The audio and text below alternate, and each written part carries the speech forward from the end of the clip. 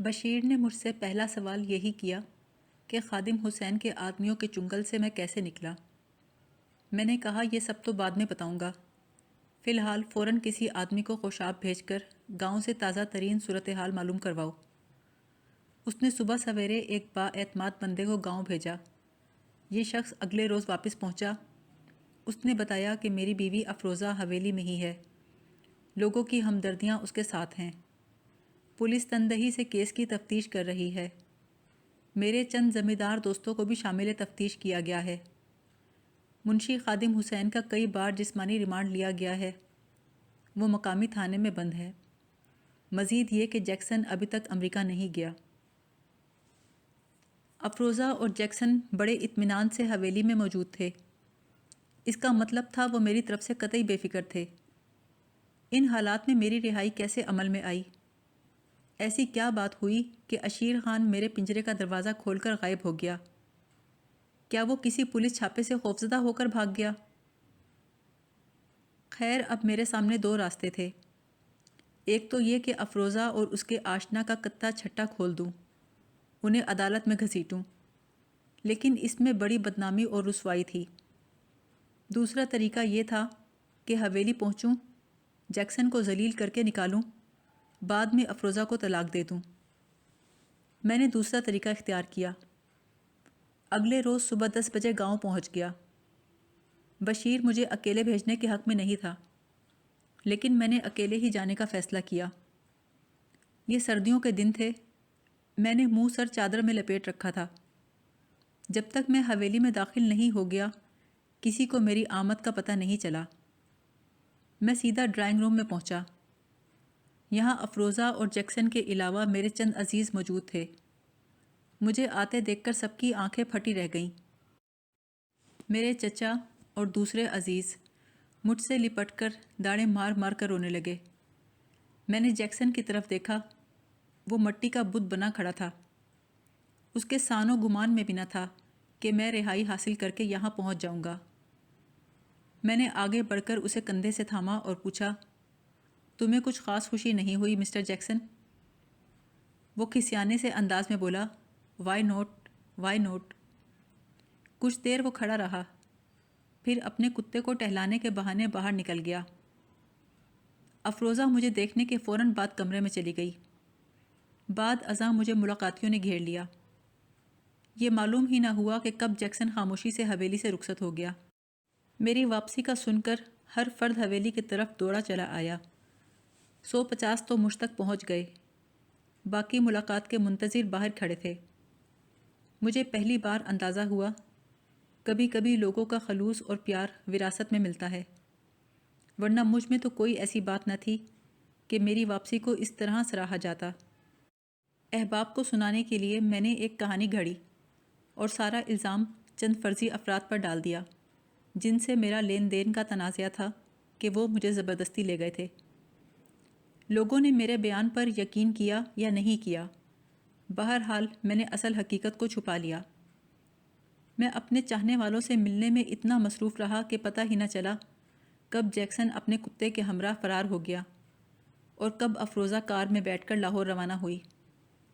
شام گئے جب میں حویلی کے اندرونی حصے میں پہنچا تو سب سے پہلے میری نگاہ ماما پر پڑی۔ مجھے تو توقع تھی وہ میرا حال پوچھنے آئے گی، میری بلائیں لے گی، لیکن وہ ڈرائنگ روم میں نہیں آئی تھی۔ میں اسے ایک عرصے سے دیکھ رہا تھا۔ اس کے چہرے پر ایسی افسردگی مجھے کبھی نظر نہ آئی تھی۔ اس کی حالت دیکھ کر میرا ماتھا ٹھنکا۔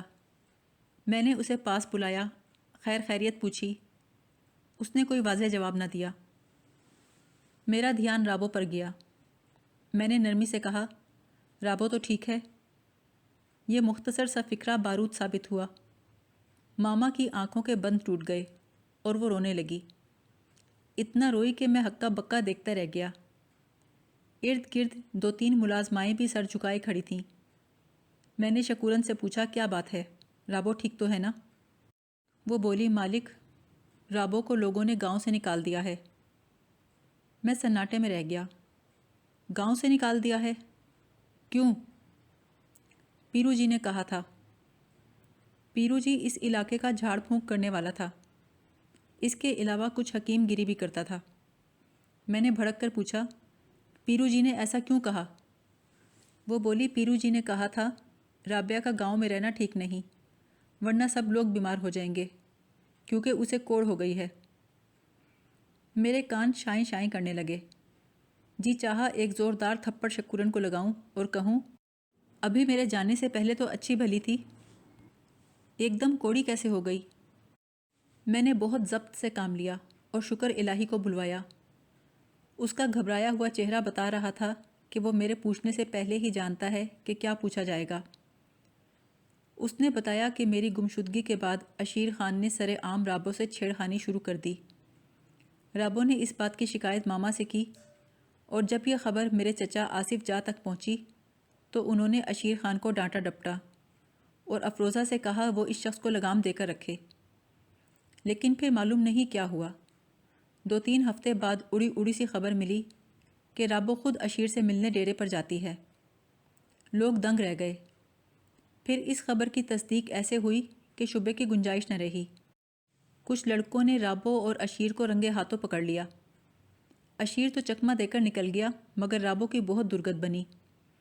لوگ اسے مارتے پیٹتے گاؤں لائے اور معززین کے سامنے پیش کیا۔ پیرو جی نے کہا کہ کوڑی سے جسمانی تعلق رکھنے والی عورت کوڑی ہو جاتی ہے، لہٰذا رابو کو فوراً گاؤں سے نکال دیا جائے۔ پھر گاؤں والوں نے بیچاری کو تن کے 3 کپڑوں میں دھکے دے دے کر پتھر مار مار کر گاؤں سے نکال دیا۔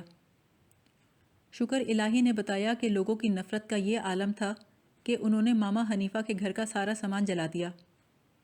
رابو یہاں سے ساتھ والے گاؤں رنگوالی گئی، لیکن اس سے پہلے اس کی رسوائی کی داستان پہنچ گئی۔ وہاں کے لوگوں نے رابو کو جانور کی طرح مار بھگایا اور قصبے کے باہر قدیم قبرستان میں پہنچا دیا، جس کے ساتھ ایک مقبرہ اور کھنڈر ہے۔ اب اس واقعے کو کئی روز ہو چکے ہیں۔ یہ سب سننے کے بعد میرے سر پر آسمان ٹوٹ پڑتا تو مجھے حیرت نہ ہوتی۔ کتنے افسوس کی بات تھی، جہاں رابو کے ساتھ یہ سب کچھ پیش آیا وہ کوئی دور دراز جدید تہذیب سے نا آشنا علاقہ نہیں تھا۔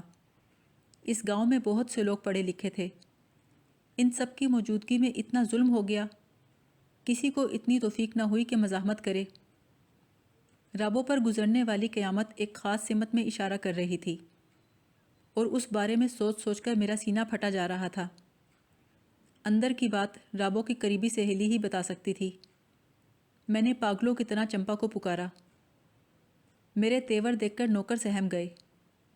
چمپا بھاگی ہوئی آئی۔ میں بولا، دیکھو چمپا، جو کچھ پوچھوں ٹھیک ٹھیک بتانا، ورنہ مجھ سے برا کوئی نہ ہوگا۔ وہ رونے لگی۔ میں نے اسے رونے دیا۔ کچھ دیر بعد وہ چپ ہوئی۔ پھر اس نے ایک لرزہ خیز انکشاف کیا کہ ایک روز رابو کو ایک خط ملا۔ اس میں اشیر خان کا نام نہیں لکھا ہوا تھا، لیکن دینے والے نے بتایا تھا کہ یہ خط اشیر خان کی طرف سے ہے۔ خط میں لکھا تھا کہ چھوٹے مالک کی زندگی سخت خطرے میں ہے، صرف اشیر خان انہیں بچا سکتا ہے۔ وہ رابو سے کچھ سودا کرنا چاہتا ہے، اس لیے رابو کسی کو بتائے بغیر ڈیرے پر آ کر اس سے ملے۔ یہ رکا پڑھ کر رابو کا برا حال ہو گیا۔ وہ آپ کے لیے سخت پریشان تھی، اسی رات ڈیرے پر چلی گئی۔ اتنا کہہ کر چمپا خاموش ہو گئی۔ اس کی آنکھیں پھر برسنے لگیں۔ صدقے واری جانے کے الفاظ میں نے بہت دفعہ سنے تھے، لیکن ان کا حقیقی مفہوم مجھ پر آج واضح ہوا تھا۔ چمپا ہچکیاں لیتے ہوئے بولی، اس کے بعد رابو روز رات کو ڈیرے پر جانے لگی۔ گھر آ کر روتی رہتی، لیکن شام ہوتے ہی پھر جانے کے لیے تیار ہو جاتی۔ 10-15 دن تک کسی کو خبر نہ ہوئی۔ پھر ایک رات پتہ نہیں کیسے لوگوں کو پتہ چل گیا۔ یہاں پہنچ کر چمپا پھر رونے لگی۔ اب مجھ پر یہ حقیقت واضح ہو رہی تھی کہ 2 روز پہلے اشیر خان نے میرے قفس کا دروازہ اچانک کیوں کھول دیا۔ وہ دروازہ ایسے ہی نہیں کھلا تھا، اسے کھولنے کے لیے قربانی دی گئی تھی۔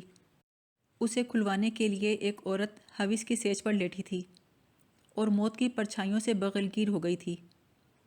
میری آزادی کی قیمت چکانے کے لیے رابو اس گاؤں کی گلیوں میں رسوا ہوئی تھی۔ اسے لوگوں نے دھکے دیے تھے، پتھر مارے تھے، وہ خاک و خون میں لتھڑی تھی۔ یہ سب کچھ اس عورت نے کیا تھا جسے میں نے قدم قدم پر ٹھکرایا تھا، جو میرے قدموں میں اپنے جوبن اور محبت کے پھول نچھاور کرنے کو تیار رہتی تھی۔ اب اس خاموش پجارن نے اپنا جسم و جان بھی میرے قدموں میں ڈھیر کر دیا تھا اور دنیا بھر کی ملامت اپنے سر لے کر دھتکاری پھٹکاری کسی تاریک گڑھے میں اتر گئی تھی۔ وہ کہتی تھی آپ ہی تو میرا سب کچھ ہیں۔ وہ اس فکرے کی عملی تفسیر بن کر سامنے آئی تھی۔ وہ سر تاپا میری تھی، میرے سپرد تھی، میں اس کا سرپرست و محافظ تھا۔ میرے ہوتے ہوئے وہ بربادیوں کا لقمہ کیسے بن سکتی تھی؟ میں بھیگی آنکھوں کے ساتھ اپنی جگہ سے اٹھا اور حویلی کے صدر دروازے کی طرف بھاگا۔ میرے پیچھے کئی ملازم بھاگے آئے لیکن میری رفتار کا ساتھ نہیں دے سکے۔ میں نے جیپ اسٹارٹ کی اور طوفانی رفتار سے سڑک پر نکل آیا۔ رات بہت تاریک اور سرد تھی، ہوا بہت تیز چل رہی تھی، درختوں کی شاخیں بھوتوں کی طرح دکھائی دے رہی تھیں۔ میں نے جیپ کچے راستے پر اتار کر انجن بند کیا، لائٹس آف کی اور گرم چادر جسم کے گرد لپیٹ لی۔ 28 کا لوڈڈ ریوالور بما گولیوں والی پٹی کے میری کمر سے بندھا تھا۔ میں نے چاروں طرف دیکھ کر سمت کا اندازہ کیا، پھر تھوڑی بلندی پر واقع درختوں کے ایک جھنڈ کی طرف چلنے لگا۔ اونچے سرکنڈوں کے درمیان چل کر ایک خشک برساتی نالا پار کیا اور ٹیلے تک پہنچا۔ سامنے ایک مدھم سی ٹمٹماتی روشنی نظر آئی۔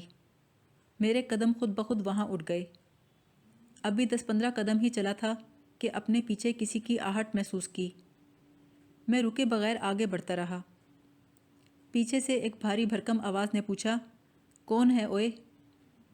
میں نے سنا تھا کہ محکمہ آثار قدیمہ کی طرف سے کچھ پہلے ہی مقبرے میں کوئی چوکیدار رکھا گیا ہے۔ ٹارچ کی روشنی ڈالی تو ملیشیا کی شلوار قمیض اور ٹوپی پہنے وہ چوکیدار ہی تھا۔ اس کے ساتھ ایک اور بھاری بھرکم سا آدمی تھا۔ اس نے پوچھا، کون ہو تم؟ یہاں کیا کر رہے ہو؟ میں نے اس کے سوالوں کو نظر انداز کر کے کہا، کیا یہاں کسی بیمار لڑکی کو رکھا گیا ہے؟ اس نے پوچھا، لیکن تم کیوں پوچھ رہے ہو؟ میں نے بہت سرد لہجے میں کہا، میرے سوال کا جواب دو۔ پیرو جی کے کہنے پر یہاں کسی لڑکی کو رکھا گیا ہے؟ چوکیدار کا ساتھی اکڑ کر بولا، میں پیرو جی کا مرید ہوں، تم کوئی تھانے دار ہو جو ہم سے سوال پوچھ رہے ہو؟ میرے صبر کا پیمانہ پہلے ہی لبریز تھا۔ میں نے زوردار تھپڑ اس کے منہ پر مارا۔ وہ لڑکھڑا کے پیچھے ہٹا۔ ادھیڑ عمر چوکیدار نے آگے آنے کی کوشش کی لیکن میں نے ریوالور نکال لیا۔ میرے ایک ہاتھ میں ٹارچ اور دوسرے میں ریوالور دیکھ کر وہ دونوں ٹھٹک کر رک گئے۔ ان کو پتہ چلا کہ ان کا واسطہ کسی عام شخص سے نہیں پڑا۔ میں ایک قدم آگے بڑھا اور پوچھا، کہاں ہے وہ لڑکی؟ چوکیدار نے مدھم روشنی کی طرف اشارہ کیا، اس کوٹری میں ہے، لیکن تم وہاں نہیں جا سکتے۔ میں نے کہا، تمہارا باپ بھی مجھے نہیں روک سکتا۔ چوکیدار کے ساتھ ایک قداور کتا بھی تھا۔ اچانک ہی کتا مجھ پر حملہ آور ہوا۔ میں نے بے دریغ 2 گولیاں کتے کے جسم میں اتار دیں۔ یہ سب کچھ ایک لمحے میں ہو گیا۔ میرے خوفناک تیور دیکھ کر دونوں سہم گئے۔ میں نے اوپر تلے ٹریگر دبایا تو ان کے قدموں میں چنگاریاں سی بکھر گئیں۔ خود کو گولیوں کی زد میں پا کر وہ بدک کر بھاگے۔ میں کھنڈر میں مدھم روشنی کی طرف چلنے لگا۔ یہ نانک چندی اینٹوں کی بنی ہوئی گول سی کوٹری تھی، جیسے کسی مینار کا نیچے والا حصہ ہو۔ نہ کوئی کھڑکی، نہ روشن دان۔ دروازے کے باہر کنڈی لگی تھی۔ میں نے کنڈی اتار کر دروازہ کھولا۔ اندر دیے کی مدھم سی روشنی تھی۔ ایک کونے میں کچے فرش پر بستر کے نام پر چیتھڑے سے بچھے تھے، جن پر بوسیدہ کپڑوں کی ایک گٹھری سی پڑی تھی۔ اسے دیکھ کر میں سر سے پاؤں تک کانپ گیا۔ خدا کی پناہ! گٹھری میں 2 سہمی ہوئی آنکھیں دکھائی دیں۔ میں نے ان آنکھوں کو بامشکل پہچانا۔ یہ آنکھیں رابو کی تھیں۔